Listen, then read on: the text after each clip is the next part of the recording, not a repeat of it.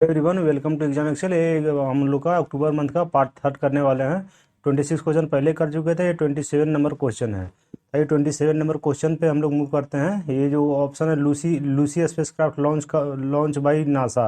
ये कौन सा सेलेस्टियल बॉडी के लिए किया गया है? ये लॉन्च नवंबर 2023 में। आप लोग को ऑप्शन है मून, जुपिटर, एस्ट्रॉयड और मेटोरॉयड। ठीक है। ये नवंबर 2023 में दूसरा फेज इसका लॉन्च किया, पहला फेज इसका 2019 में। तो इसका करेक्ट आंसर हो जाएगा option number c, asteroid belt. जो हम लोग का एस्ट्रॉयड बेल्ट के लिए ये स्पेशली डिजाइन किया गया। एस्ट्रॉयड बेल्ट जो होता है, जुपिटर के जस्ट नीचे स्पेस में जो एस्ट्रॉयड बेल्ट बना हुआ है, उसी का स्टडी करने के लिए ये जो थी लूसी स्पेस क्राफ्ट जो लॉन्च किया गया है, इसके लिए किया गया है। ठीक है। अब हम लोग ये नेक्स्ट क्वेश्चन की ओर मूव करते हैं। Question number 28। ठीक है। ये आप लोग को समझ में आ गया। लूसी जो स्पेस क्राफ्ट किसके लिए किया गया था? एस्ट्रॉयड के लिए किया गया। ठीक है।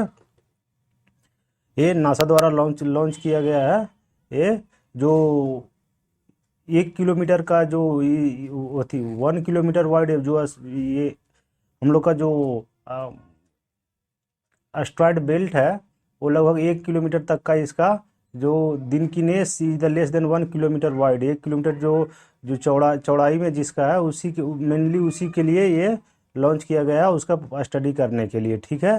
तो ये था हम लोग का 27 नंबर क्वेश्चन। 26 इससे पहले वाला पार्ट में कर चुका हूँ, तो इसका करेक्ट आंसर सी। अब आते हैं क्वेश्चन नंबर 28 पे। Which state release the draft state energy efficient action plan. ठीक है। किस राज्य ऊर्जा दक्षता कार्य योजना को का मसौदा जारी किया? ठीक है। ऑप्शन नंबर ए में है केरल, बी में गोवा, सी में वेस्ट बंगाल और डी में असम। आप लोग को ये बताना है कि state energy efficient action plan कौन सा स्टेट लागू किया गया है। ठीक है। तो इसका करेक्ट आंसर हो जाएगा ऑप्शन नंबर ए, केरला। ठीक है। इसका करेक्ट आंसर क्या होगा? Option number A, Kerala. Kerala ने बताया कि हम लोग को जो जो इनर्जी का जो सेविंग है 2023 तक, इसी के पोटेंशियल के लिए ये लॉन्च किया गया है। एनर्जी इफिशिएंट एक्शन प्लान कौन सा स्टेट के लिए? केरल। केरल के द्वारा एक किया गया है। ठीक है। Correct answer A, Kerala. Next question पे आते हैं। Bipolar disorder is associated with which types of health conditions. द्विध्रुवीय विकार। बाइपोलर मतलब द्विध्रुवीय विकार किस प्रकार के स्वास्थ्य स्थिति से जुड़ा हुआ है? ठीक है। इसका देखिए ऑप्शन देख लीजिए। कार्डियक कंडीशन मतलब हृदय से स्थित, पाचन की स्थिति से, मानसिक स्वास्थ्य की स्थिति से, और नेफ्रोलॉजिकल कंडीशन। ये आपके पास 4 ऑप्शन है। आप लोग को करेक्ट आंसर बताना है कि इसमें ऑप्शन नंबर कौन सा ABCD में होगा। ठीक है। इसका करेक्ट आंसर हो जाता है option number c, mental health condition. जब आप लोग के सामने क्वेश्चन प्रस्तुत किया जाए, तो आप लोग खुद से कोशिश कीजिए कि इसका करेक्ट आंसर देने के लिए एक कॉपी पेन लेकर के बैठिए। ठीक है। नेक्स्ट क्वेश्चन पे हम लोग आते हैं। ब्लेचली डिक्लेरेशन जो थी, ब्लेचली घोषणा घोषणा है किस क्षेत्र से संबंधित है? ठीक है। ये ऑप्शन ए हो जाता है crypto currency, artificial intelligence, C economy और डी क्लाइमेट चेंज से। आप लोग को ये बताना है Bletchley Declaration was release recently is associated with which field. कौन सा क्षेत्र से संबंध रखता है? ठीक है। तो इसका करेक्ट आंसर आप लोग अपने से कोशिश कीजिए। अगर ना थोड़ा ज़्यादा फास्ट लग रहा है तो थोड़ा सा वीडियो पॉज करके भी कर सकते हैं। ठीक है। इसका करेक्ट आंसर हो जाता है आर्टिफिशियल इंटेलिजेंस। जो ब्लीचली डिक्लेरेशन है वो आर्टिफिशियल इंटेलिजेंस के लिए ये ये मतलब आर्टिफिशियल इंटेलिजेंस से ये संबंध रखती है। इसमें टोटल 29 कंट्री, मतलब वो India plus 27 country plus European union. ठीक है। 28 country plus European union. European union में बहुत सारे कंट्री आ जाते हैं, तो ये लगभग चारों मिल करके तीन तीन जोड़े 27 + 1 इंडिया, ये 28 कंट्री प्लस यूरोपियन यूनियन।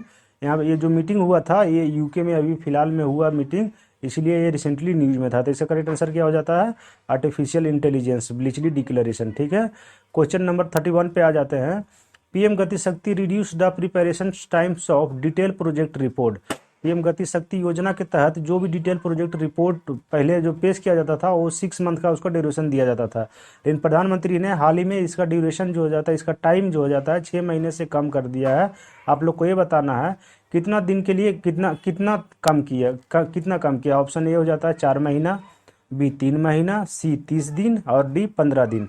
ये जो डिटेल प्रोजेक्ट रिपोर्ट आप लोग को पेश करना होता है, हम मतलब ये जो गवर्नमेंट को पेश करता था डिटेल प्रोजेक्ट रिपोर्ट, वो पहले 6 महीना में होता था। गति शक्ति के मतलब पीएम गति शक्ति योजना के तहत से जो रिपोर्ट होता था, अब इसको कम करके ऑप्शन नंबर डी 15 दिन के लिए कर दिया गया। ये बहुत अच्छा न्यूज़ है कि 15 दिन के लिए कर दिया गया, जो पहले जो 6 महीना था वो 15 दिन कर दिया गया। ठीक है, अब नेक्स्ट क्वेश्चन पे हम लोग मूव करते हैं।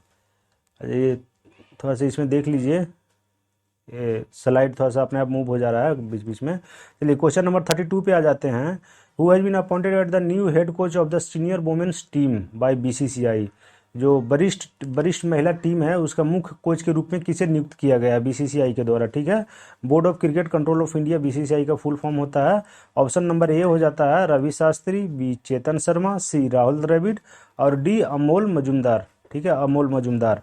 ए इसका करेक्ट आंसर हो जाएगा, आप लोग करेक्ट आंसर खुद से लगाने का कोशिश कीजिए, क्योंकि इसमें जो ऑप्शन नंबर सी है वो तो मेंस का है। ऑप्शन नंबर डी ये करेक्ट आंसर होगा, अमोल मजुमदार। ठीक है, इंडियन वुमेन्स क्रिकेट टीम के लिए, सीनियर क्रिकेट टीम के लिए हेड कोच अभी इन्हीं को नियुक्त किया गया, अमोल मजुमदार। राहुल द्रविड़ जो है मेंस क्रिकेट टीम का हेड कोच है। ठीक है, मेंस क्रिकेट टीम का हेड कोच अभी राहुल द्रविड़ है। इससे पहले रवि शास्त्री थे। रवि शास्त्री के बाद ही, इसके बाद अभी लेटेस्ट में राहुल द्रविड़ है हेड कोच। ठीक है, हेड कोच अभी मेंस टीम का राहुल द्रविड़ है। वुमेन्स टीम का करेक्ट आंसर इसका डी है, अमोल मजुमदार है। ठीक है, आप लोगों को समझ में आ गया मेंस और वुमेन्स के लिए, दोनों के लिए। और अगर इसे आओ अगर देखे जाए बीसीसीआई, जो board of cricket control of India है, बीसीसीआई का जो थी प्रेसिडेंट अभी जो बनाए गए हैं वो है रोजर बिन्नी। ठीक है, रोजर बिन्नी को बीसीसीआई का प्रेसिडेंट बनाया गया है। ठीक है, कौन बनाएंगे? रोजर बिन्नी के। तो ये भी एक पूर्व क्रिकेटर है। और इसका जो बीसीसीआई का सेक्रेटरी तो भी हमको लगता है सबको पता ही होगा। बीसीसीआई का बहुत ज़्यादा चर्चे में ये रहे थे, जय शाह, जो अमित शाह हमारे गृह मंत्री हैं, उन्हीं के बेटे हैं जय शाह। इन्हीं ये है अभी बीसीसीआई के secretary.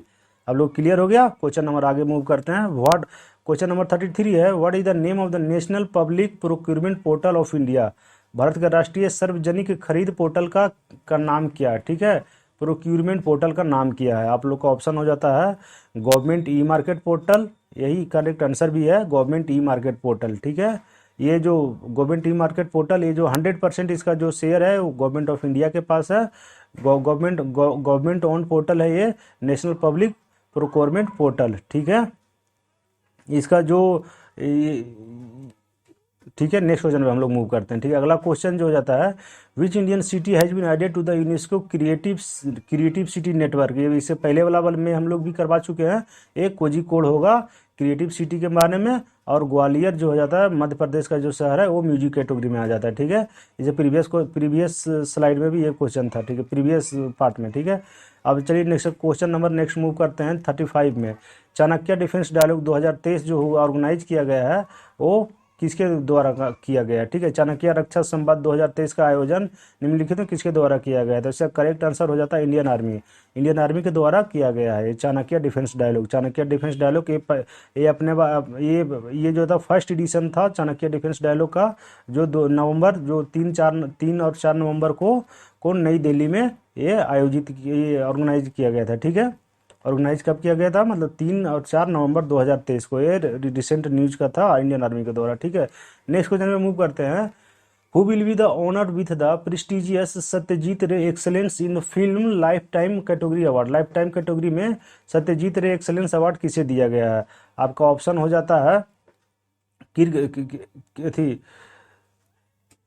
Kirk Douglas, Michael Douglas, Evangeline Lilly और धर्मेंद्र को। तो इसका करेक्ट आंसर हो जाता है ऑप्शन बी माइकल डगलस को दिया गया, मतलब ये घोषणा किया गया है सत्यजीत रे लाइफ टाइम कैटेगरी में Satyajit Ray excellence film award. ठीक है, ये जो 54वां जो संस्करण इसका होने वाला है वो 20 से लेकर के 28 नवंबर 2023 में होगा। अभी हुआ नहीं है, गोवा में गोवा में होने वाला है। तो इसका जो अनाउंसमेंट किए हैं वो हमारे यूनियन मिनिस्टर जो हैं अनुराग ठाकुर, उन्होंने ही ये अनाउंस किया है। अभी union minister of passport youth affair and information and broadcasting इनके पास है, ठीक है।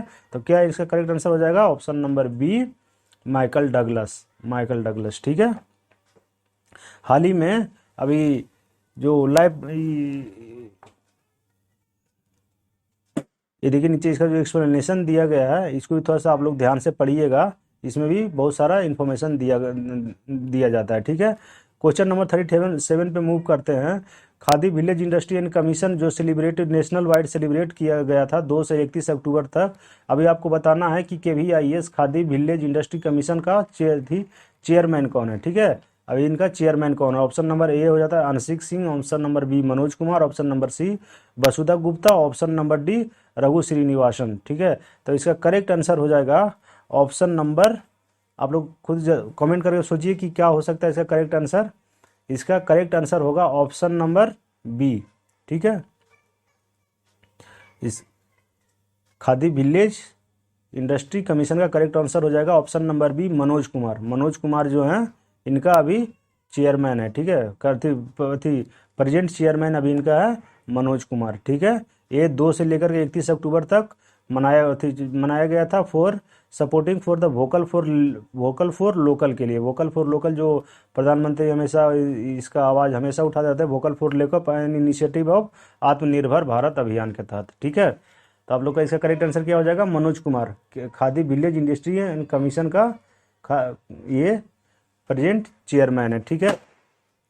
तो करेक्ट आंसर क्या होगा इसका, करेक्ट आंसर हो जाएगा इसका बी। क्वेश्चन नंबर 38 पे अब हम लोग मूव करते हैं। Which state has inaugurated the first building made by 3D printed technology. उस बिल्डिंग का नाम है अमेज 28, ठीक है। अमेज 28 कौन सा जो कौन सा स्टेट में इनॉग्रेट किया है, ये करेक्ट आंसर हो जाएगा केरल। केरल में जो हो जाता है ये फर्स्ट 3D प्रिंटेड बिल्डिंग। अगर आपसे पूछा जाए 3D प्रिंटेड पोस्ट ऑफिस, तो पहला पोस्ट ऑफिस जो 3D प्रिंट में बनाया गया था वो था बेंगलुरु कर्नाटका में, ठीक है। बेंगलुरु कर्नाटका में, ठीक है। और पहला बिल्डिंग केरल में बनाया गया है, पहला पोस्ट ऑफिस बेंगलोर में बनाया गया था। आप लोग को हो गया क्लियर। इसका देखिए नीचे डायमीटर वगैरह लिखा हुआ 380 स्क्वायर फीट का। चलिए नेक्स्ट क्वेश्चन में हम लोग मूव करते हैं। Which city has become the India's first wetland city. इसमें से 4 ऑप्शन दिया गया है, जयपुर, उदयपुर, वाराणसी और इंदौर। कौन सा शहर भारत का पहला अर्धभूमि शहर बनने के लिए तैयार है, ठीक है। तो आप लोग को बताना है इसमें कौन सा ऑप्शन करेक्ट होगा। ए में जयपुर, बी में उदयपुर, सी में वाराणसी, डी में इंदौर। इसका करेक्ट आंसर हो जाता है इंडिया का मेनली 2 शहर को इसमें जोड़ा गया है, ठीक है। अगर लेकिन इसमें 2 शहर को जोड़ा गया है, इसका करेक्ट आंसर देख लीजिए, इसका उदयपुर है। इंडिया का मेनली दो शहर को जोड़ा गया है। फर्स्ट वेटलैंड सिटी उदयपुर को दिया गया है। उदयपुर को सिटी ऑफ लेक भी कहा जाता है, उदयपुर को सिटी ऑफ लेक के नाम से भी जाना जाता है, ठीक है। और करेंटली जो मतलब 42 को वर्ल्ड वाइज में 42 किया गया है, इंडिया में 2 किया गया है, ठीक है। वो एक उदयपुर और एक भोपाल को। इसमें अगर भोपाल भी होता तो मोर देन 1 आंसर हो जाता इसका, लेकिन इसमें भोपाल नहीं दिया गया था, तो इसका करेक्ट आंसर उदयपुर होगा, ठीक है। आप लोग को समझ में आ गया। Total world wise 42 wetland city घोषित किया गया है ये, लेकिन इंडिया का 2 कंट्री है, 2 सिटी है, उदयपुर और भोपाल, ठीक है। तो इसका correct answer option number b Udaipur हो जाएगा, ठीक है। नेक्स्ट क्वेश्चन पे हम लोग मूव करते हैं। यही मैं बता रहा था कि अगर भोपाल भी दिया होता तो मोर देन 1 इसका ऑप्शन हो जाता, ठीक है। तो इसका करेक्ट आंसर एक ही दिया हुआ है, उदयपुर, ठीक है। और क्वेश्चन नंबर 40 को मूव करते हैं। अभी India is the global hunger index report में इंडिया का क्या पोजीशन है, ठीक है ना। व्हाट इज द रैंक क्या है, इसका करेक्ट आंसर हो जाता है 111। 2023 में 111 रैंक है इंडिया का हमारा। 125 कंट्री में, टोटल 125 कंट्री में ये मतलब इंडेक्स जारी किया है। 125 कंट्री का इंडेक्स में हम लोग का पोजीशन से 111 है, ठीक है। इससे पहले 2022 में 107 हम लोग का पोजीशन था, ठीक है। इसका पोजीशन 107 था 2022 में। उसमें 121 कंट्री का रिपोर्ट जारी किया गया था, इसमें 125 कंट्री का जारी किया गया था, ठीक है। तो इसका करेक्ट आंसर क्या हो जाएगा, ऑप्शन नंबर डी 111। आप लोग को ठीक है, क्लियर हो रहा है। ये करंट का सवाल है सब। अगर जो अपकमिंग एग्जाम है उसके लिए आप लोग इसके तैयार कर लीजिए, एक बार गो थ्रू भी कर लीजिएगा तो थोड़ा सा दिमाग में रहेगा, तो आएगा कोई भी क्वेश्चन में तो आप मार दीजिएगा, ठीक है। नेक्स्ट क्वेश्चन में मूव करते हैं। Who has been awarded at the Nobel prize in economics. Economics में किसे नोबेल प्राइज दिया गया है, और for understanding the women's labour market outcome, महिलाओं को श्रम बाजार के लिए श्रम बाजार के परिणामों की हमारी समझ को उत्तीर्ण करने के लिए अर्थशास्त्र में 2023 नोबेल पुरस्कार से किसे सम्मानित किया गया, अर्थशास्त्र में पूछा गया। ठीक है, तो आप लोग को ऑप्शन देख लीजिए ABCD में। इसका करेक्ट आंसर जो हो जाता है, इसका correct answer option number D होगा। और आप लोग को आगे चल के बताता हूँ इसका जो नोबेल प्राइज का कैटेगरी, 6 कैटेगरी में टोटल दिया जाता है नोबेल प्राइज। 2023 का जो नोबेल प्राइज इकोनॉमिक्स में क्लॉडिया गोल्डिन को दिया गया, क्लॉडिया गोल्डिन को दिया गया है। ठीक है, आप लोग ध्यान में रहेगा ये चीज़ें, थोड़ा सा 2-3 बार इसको रिवाइज कीजिएगा, कुछ नहीं कीजिएगा, जब भी कुछ कर रहे हैं वीडियो चला करके सिर्फ सुन लीजिएगा एक बार, तो कुछ क्लियर हो जाएगा। आगे इंपॉर्टेंट है नोबेल प्राइज हम डिस्कस करने वाले हैं। ठीक है, तो नोबेल प्राइज का 6 कैटेगरी में दिया जाता है। देखिए, पहला नोबेल प्राइज जो है ये फिजियोलॉजी या मेडिसिन में दिया गया 2023 में, ये 2 आदमी को दिया गया। ठीक है, एक हो जाता है कैटलिन कैरिको और ड्रू विल्समैन, कैटरीन कैरिको और ड्रू विल्समैन, किस चीज़ के लिए, for developing effective mRNA vaccine against Covid के खिलाफ प्रभावी mRNA टीके विकसित करने के लिए ये अवार्ड दिया गया है कि फिजियोलॉजी और मेडिसिन के लिए। ठीक है, कथी कैरिको और विल्समैन, याद रखिएगा, कैटलिन ड्रू और विल्समैन, ये देखिए नीचे दोनों का फोटो भी लगाया हुआ हूँ। और दूसरा कैटेगरी आ जाता है इसका नोबेल प्राइज इन फिजिक्स में 3 लोगों को दिया गया मेनली। ठीक है, एक दिया गया Pierre Agostini, Frank Krausz and Anne L'Huillier को। ठीक है, पैथी एगोस्टिनी, फ्रैंक और एनी, ये 3 नाम थोड़ा सा शॉर्ट में याद रखिएगा, एगस्टिनी, फ्रैंक और एनी एल ह्यूलर। ठीक है, ये तीनों को फिजिक्स का नोबेल प्राइज 2023 को दिया गया। इसका पर्पस जो था इसका, for experimental method for generated auto seconds pulses of the light for the study of electrodynamics in matter. ठीक है, प्रयोगात्मक विधियों के लिए जो पदार्थ में विद्युत गतिशीलता के अध्ययन के लिए प्रकाश के ऑटो सेकेंड डाले उत्पन्न करते हैं, ऑटो सेकेंड मैटर। ठीक है, डायनेमिक मैटर, इसके लिए दिया गया नोबेल प्राइज फिजिक्स में।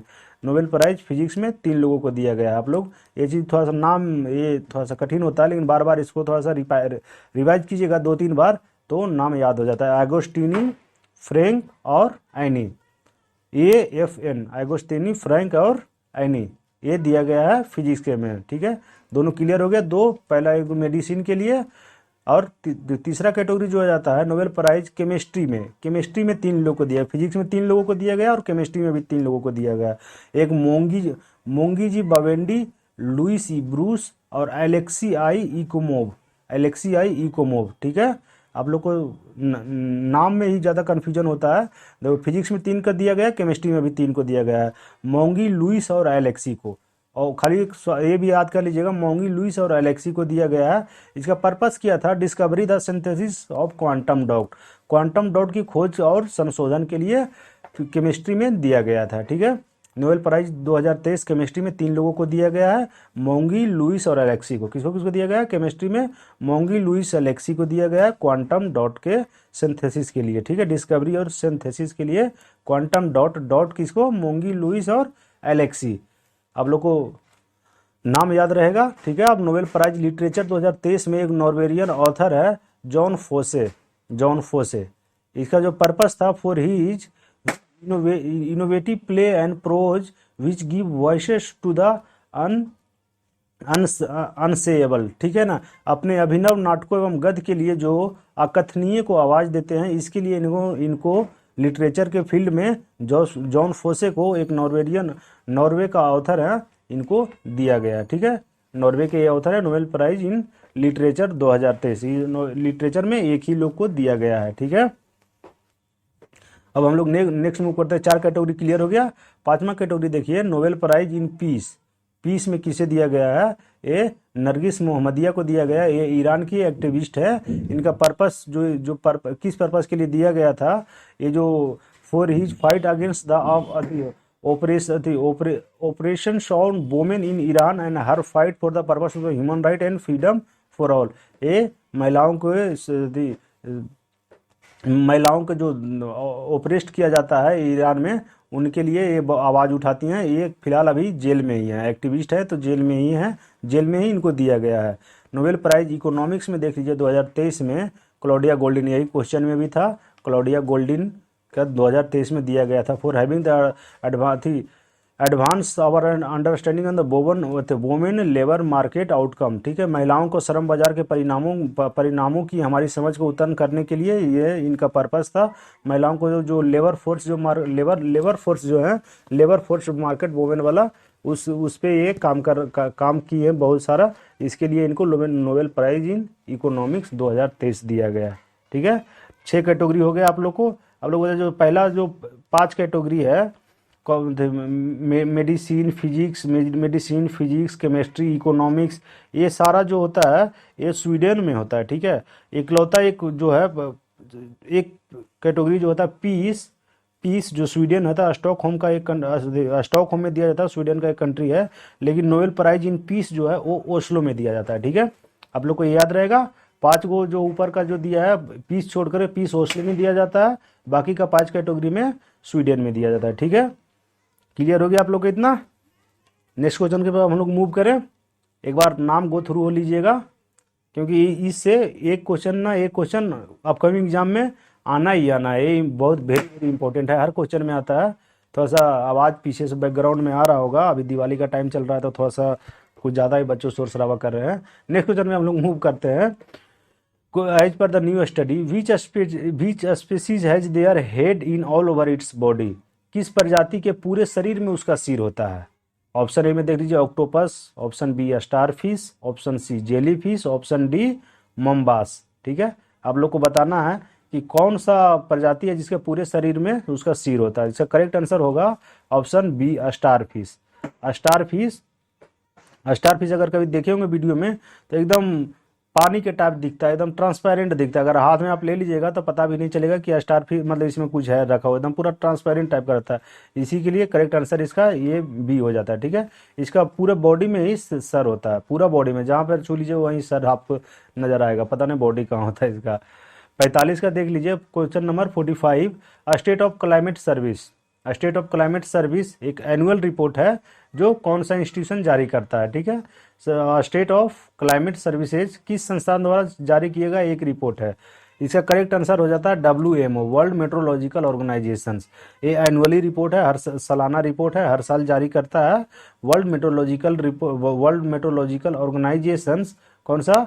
State of climate services. Next question पे मूव करते हैं हम लोग। National efficient cooking programme is associated with which institute, राष्ट्रीय कुशल खाना पकाने का कार्यक्रम किस संस्थान से जुड़ा हुआ है। EESL, नाबार्ड, नीति आयोग और या RAC। इसका करेक्ट आंसर हो जाएगा EESL, energy efficiency service limited. ठीक है, energy efficient service limited to join the venture innovative public sector undertaking. ठीक है ना, PSU ये एक है, वही जारी करती है। नेक्स्ट वन मूव करते हैं। Which country hosted the international convention on sustainable trade and standard in 2023। ठीक है, सतत व्यापार और मानकों पर अंतर्राष्ट्रीय सम्मेलन की मेजबानी कर रहा है। कौन सा देश कर रहा है? श्रीलंका, जर्मनी, इंडिया और ऑस्ट्रेलिया। कौन सा देश किया है? इसका करेक्ट आंसर हो जाएगा इंडिया।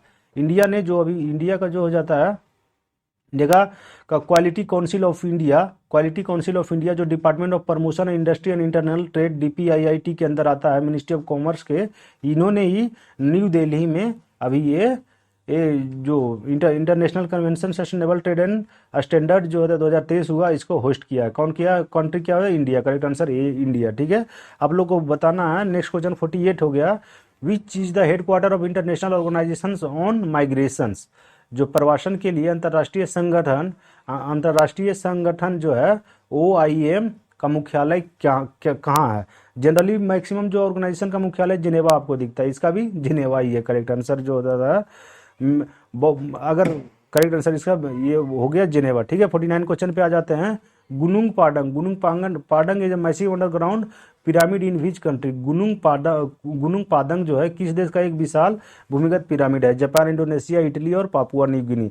आप लोगों को इसका करेक्ट आंसर बताइए क्या होगा? जापान, इंडोनेशिया, इटली और पापुआ न्यू गिनी। इसका करेक्ट आंसर हो जाता है इंडोनेशिया। इंडोनेशिया में एक गुनुंग पादंग नाम के एक विशाल भूमिगत पिरामिड का खोज लगाया वहाँ के साइंटिस्टों ने। तो ये करेक्ट आंसर क्या हो जाएगा? Option number B, Indonesia. ठीक है, ये भूमिगत है, अंडरग्राउंड है। जैसे कि इंडिया में इंडस वैली पूरा का पूरा अंडरग्राउंड में डिस्कवर करते हैं, उसी तरह इन्होंने ये भी मिला है। ठीक है, क्वेश्चन नंबर 50 पे आ जाते हैं। श्री हरि नटराज जो अभी रिसेंटली न्यूज में थे, वो कौन सा स्पोर्ट से रिलेटेड है? इसका करेक्ट आंसर हो जाएगा बी, स्विमिंग। ठीक है, इसका करेक्ट आंसर क्या हो जाएगा? B, swimming. ठीक है, अब आज का हमारा लास्ट क्वेश्चन है, क्वेश्चन नंबर 51। किस राज्य ने हाल ही में प्रमुख स्वच्छ भारत मिशन ग्रामीण के तहत 100% ओडीएफ फ्री में शामिल हो गए? ठीक है, 100%। इसका ऑप्शन देख लीजिए, उत्तर प्रदेश, गुजरात, राजस्थान और Maharashtra. ODF open defection free बन गए ग्रामीण में। ठीक है, गांव में 100+ ओडीएफ प्लस कौन सा स्टेट बन गया इंडिया का? इसका करेक्ट आंसर आप लोग कमेंट में कीजिए, क्या होगा? उत्तर प्रदेश, गुजरात, राजस्थान और महाराष्ट्र में। ठीक है, इसका करेक्ट आंसर ए हो जाता है 100% ओडीएफ फ्री। चलिए आज के लिए इतना ही, थैंक यू।